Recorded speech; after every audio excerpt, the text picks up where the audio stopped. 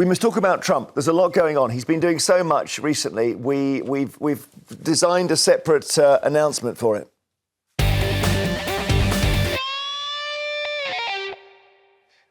Trump, what's he done now? There we go. OK, so there's a few things. The Guardian has a story saying, stop the war or face tariffs. This is, again, Putin involved in this, Michael. Yeah, well, this story... So Trump has done a lot of very consequential executive orders in his first few days in office.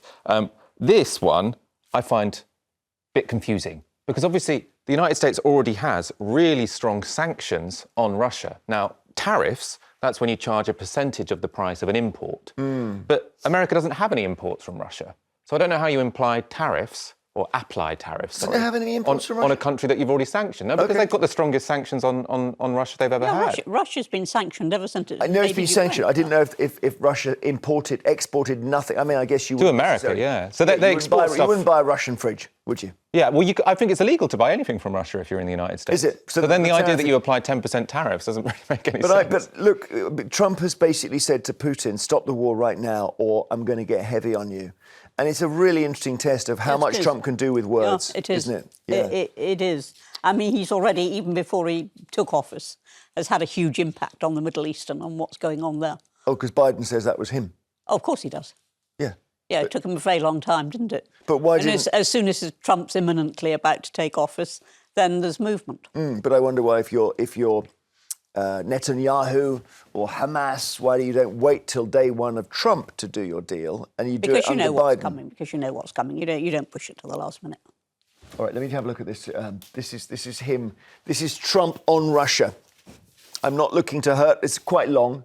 And it's interesting that he now does announcements via Truth Social. I'm not looking to hurt Russia. I love the Russian people. Da-da-da. That's despite the radical left's Russia hoax. He says, they talk about the Second World War, da-da-da-da-da. All that being said, I'm going to do Russia a favour. Settle now. This has actually been unusually for Trump. Spell check this message. Settle now. Stop the ridiculous war. That's Ukraine. It's only going to get worse. If we don't make a deal, soon I've got no other choice but to do the tariffs. So he is, I guess they call it saber-rattling. It's as powerful a message as you can get without actually doing anything. But if, as Michael says, there's no point in tariffs because they're already tariffed up to the eyeballs, the Russians, then I guess the next thing is for Trump to, I don't know what he does. He sends over weapons. Then he does the same thing as Biden. That's what he doesn't want to do. Yeah, well, I mean, I hope he gets Vladimir Putin to make a deal very quickly. I mean, I agree with Anne. It does seem fairly impressive what he managed to do when it came to the Middle East compared to Joe Biden. Joe Biden seemed to have Netanyahu running absolute rings around him. It does seem like Donald Trump went there and said, look, I don't want this war I want this war ended before my inauguration because it's a distraction. And then it happened. Yes, I think one of the big differences here is that Israel does depend very heavily on America. Yeah, and in terms of defence procurement, etc., whereas Russia does not. Yeah. So, I mean, there is a difference. America has the leverage over Ukraine, not Russia, unfortunately. Yeah. But Russia's obviously gone into Ukraine, but the Ukrainians have also gone into a bit of Russia.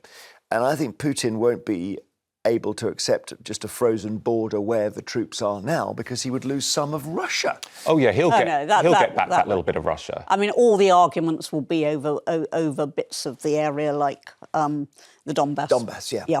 All right, well, Crimea as well, but maybe that's gone.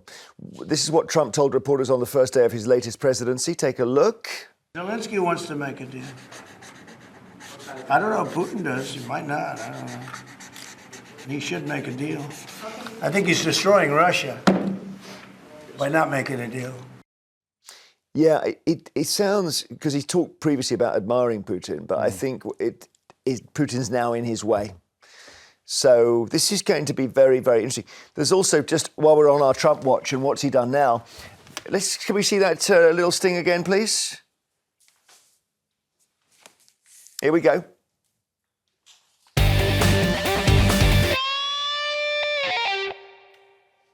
So good.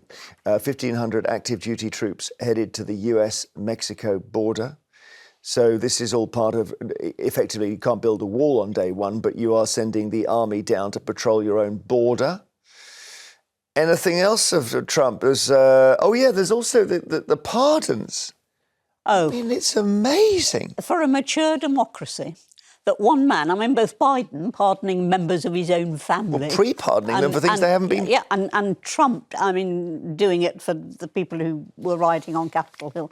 I mean, for a mature democracy, to have one man able to overrule the courts and issue pardons, you might as well have Henry VIII, quite honestly. Well, no, but it is really smelling like Banana Republic, isn't it? I don't like that phrase, but you know, there's a guy who's come out of jail who had a 22-year sentence, and his name is Ross Albright, or Albright, and Ross was somebody who did the Silk Road. Now, do you know what the Silk Road is? I know what the Silk Road is. Okay, tell Anne, because I had to look into this last night. So the Silk Road, I did try and use it once in my teenage years, but it was all a bit too complex.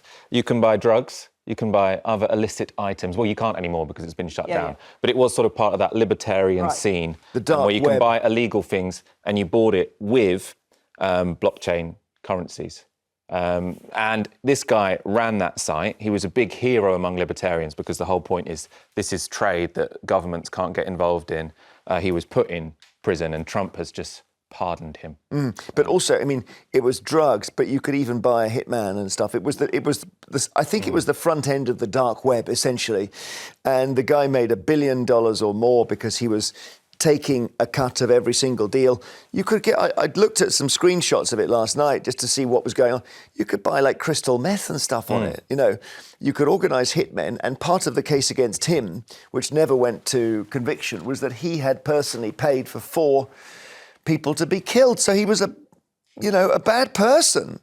Indeed, but you're looking at individual cases, and what I'd like to look at is the whole principle of pardoning. Somebody being so supreme in power that they can overrule the courts, that they can decide what happens to an individual. And as I say, it might as well be Henry VIII. Did you see the briefing about how he made the decision about the rioters?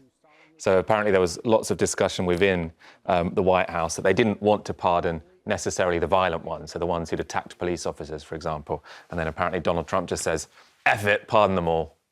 And that's how they all got pardoned. Yeah.